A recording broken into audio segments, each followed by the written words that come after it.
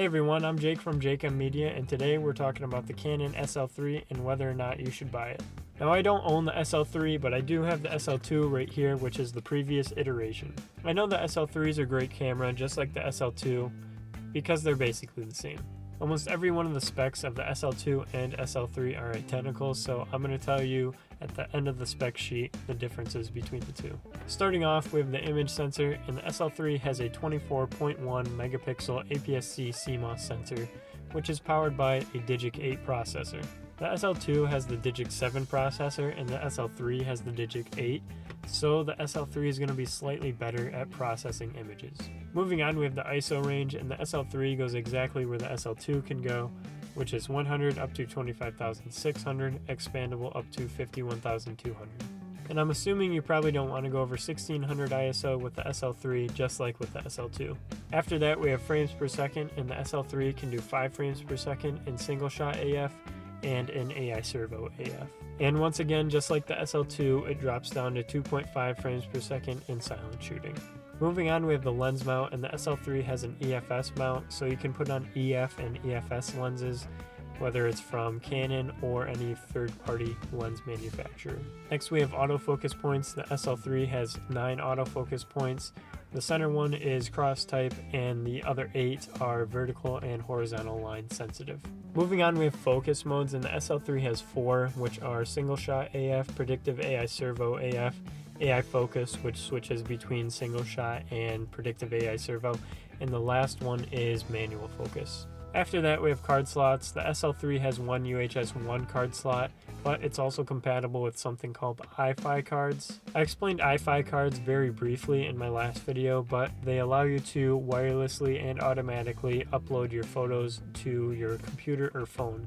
Next is buffer depth, and I'm going to have to look at my phone on this one because the information for buffer depth is just so long. Starting off, the SL3 can do 15 frames with lossless compressed RAW, 40 frames with compressed RAW, 11 frames with uncompressed RAW plus large/fine JPEG, and 20 frames with compressed RAW plus large/fine JPEG.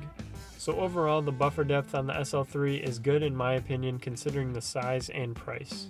Moving on from buffer depth, we have video capabilities, and I'm going to have to look at my phone again because the list for this is super long too.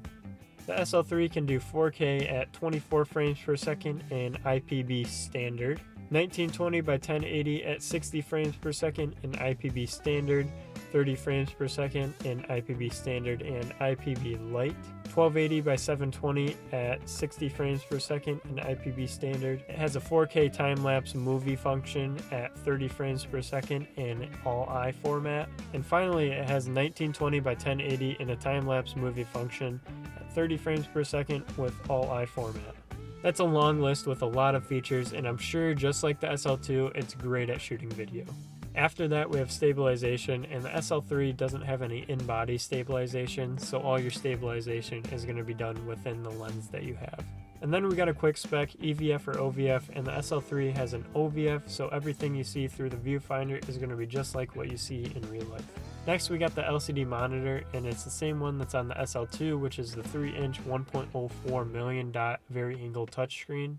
Then we got a quick one, Wi-Fi connectivity. Yes, it has it. Moving on, we got the battery, and it's the LPE17, and on Canon's website, they state that you should get 1,520 shots to 1,630 when you're using the viewfinder to shoot, and when you're in live view, you should get 330 to 350 shots. Now, if the SL3 is just like the SL2, you should be able to get anywhere from 2 to 2.5 hours of use out of one charge. Next, we have measurements for the SL3, and there's 2 versions. There's a black version and a white version, and the black version comes in weighing at 15.84 ounces, and the dimensions are 4.82 by 3.65 by 2.75 inches. The white version weighs about 15.91 ounces, and the dimensions are 4.82 by 3.65 by 2.75 inches. So in comparison to the SL2, the weight and dimensions are very, very similar. And finally, we have price, and the current price of the SL3 is $699.99 on Canon's website, and that includes the kit lens. And on Amazon's website, they have it listed at $699.99. That includes the kit lens as well. but you can get it without the kit lens on Amazon's website for $599.99. Alright, like I said, now I'll go through all the main differences between the SL2 and the SL3. Starting off, the SL2 has the Digic 7 processor and the SL3 has the Digic 8. The main difference here is that the Digic 8 processor is going to let the SL3 churn through images a little bit faster, which is why the buffer depth is a little bit bigger than the SL2. Moving on, we have battery life, and the SL2 can do 770 to 840 shots on a full charge, but the SL3 can do 1,520 to 1,630 shots on a full charge. After that, we have weight. The SL2 comes in weighing just a little bit heavier at 15.98 ounces, whereas the SL3 in the black version is 15.84 ounces, but in the white version, it's a little bit heavier at 15.91 ounces. Next, we have video resolution. The SL2 can only do Full HD, which is 1920 by 1080, but the SL3 can do 4K, which is 3840 by 2160. And the final main difference is the buffer depth. The buffer depth of the SL2 is 22 frames in JPEG, but only 5 frames in RAW.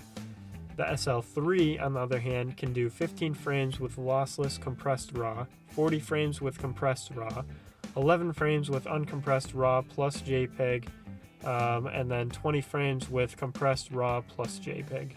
Now I'd like to move on to the pros and cons of the SL3, starting off with the pros. First of all, the video capabilities. This camera can do 4K, and at the price of only $600, that's pretty awesome. The next pro is that it's a small and light body. Just like the SL2, it's very small. It's almost identical actually, so it's not really a pain to put in my camera bag and carry it around, or when I'm wearing it around my neck.